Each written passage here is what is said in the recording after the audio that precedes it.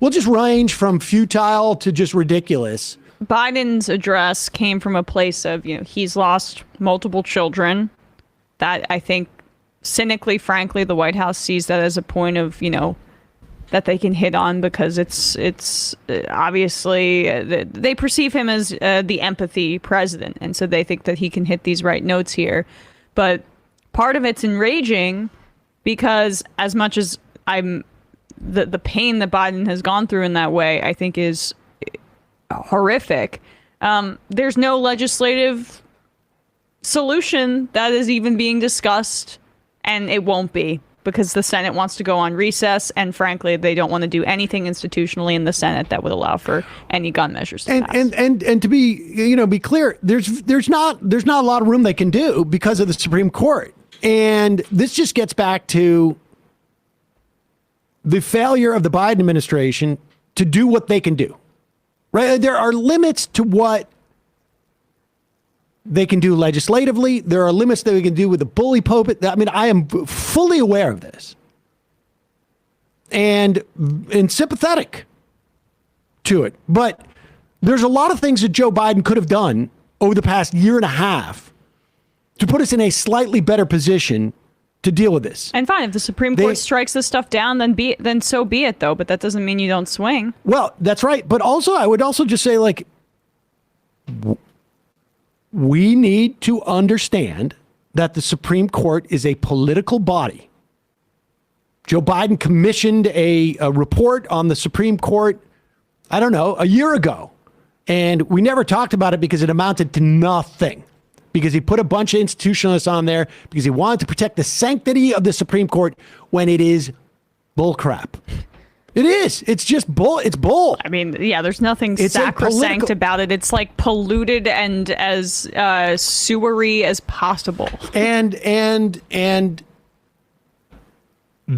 would that make a difference right now? No, it wouldn't make a material difference now. But it would decrease the timeline. What the Republicans understood and conservatives understood when they lost the Supreme Court that they needed to start working to take it back. And it took them 50 years. 50 years. And these guys are still punting. Yep. There's no reason to believe that it's going to take any less time. This is stuff that should have been started 10 years ago by people like the president, who is a Democrat. But let's hear his talk here. And the funny thing is, not funny. The ridiculous thing is, they think it's going to make a difference politically, and it never does. Well, let's hear it. And I have something to say about that. As a nation, we have to ask, when in God's name are we going to stand up to the gun lobby? When in God's name we do what we all know in our gut needs to be done? It's been 3,448 days, 10 years since I stood up at a high school in Connecticut, a grade school in Connecticut, where another gunman massacred 26 people, including 20 first graders at Sandy Hook Elementary School. Since then, there have been over 900 incidents of gunfires reported on school grounds. Marjorie Stoneman Douglas High School in Parkland, Florida. Santa Fe High School in Texas. Oxford High School in Michigan. The list goes on, and the list grows when it includes mass shootings at places like movie theaters, houses of worship, as we saw just 10 days ago, the grocery store in Buffalo, New York. I am sick and tired of it. We have to act. And don't tell me we can't have an impact on this carnage. I spent my career as a senator and a vice president working to pass common sense gun laws. We can and won't prevent every tragedy, but we know they work and have positive impact. When we passed the assault weapons ban, mass shootings went down. When the law expired, mass shootings tripled. The idea that an 18-year-old kid can walk into a gun store and buy 2 assault weapons. It's just wrong. What in God's name do you need an assault weapon for except to kill someone? I'm just, when he says we need to act, you need to act. He's saying exactly what Steve Kerr, the head coach of the Golden State Warriors, said. Like, when are we going to do something? It's literally verbatim what the head coach of a basketball team said. I mean, frankly, it's terrible politics, and it's even electorally outside of the fact that it's enraging, because people want to see a president acting himself or herself. They want to see action being taken. And frankly, the arrogance of the Democrats on this, in terms of just, well, we see public opinion polling, 90% of people want universal background checks, 10% don't. Fine, you can cherry pick statistics that show that, you know, that there are different ideas for gun control that might favor Democrats in a vacuum, basically.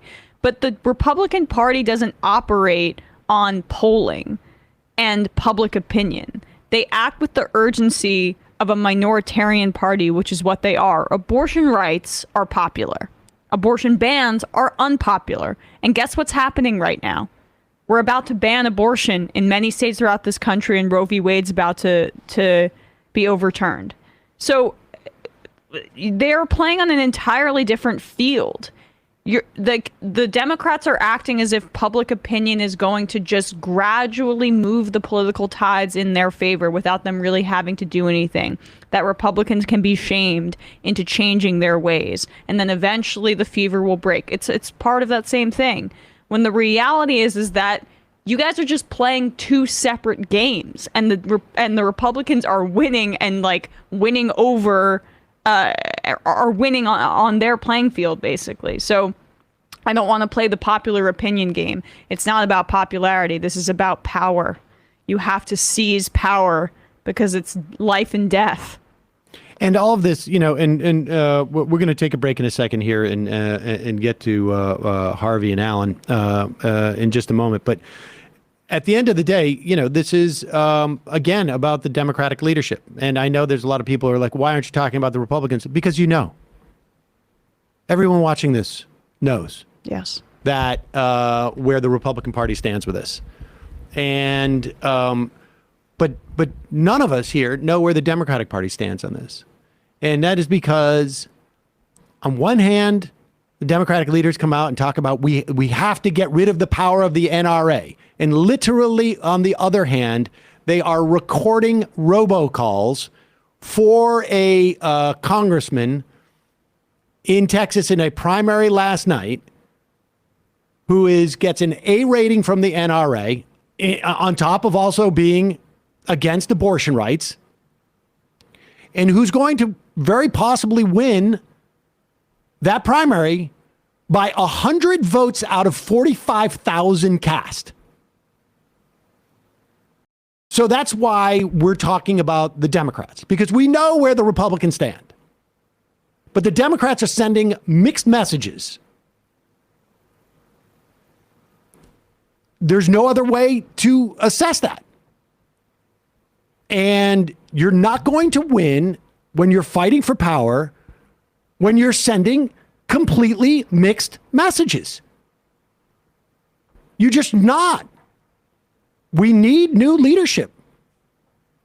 There's just no other question about it. This leadership has failed.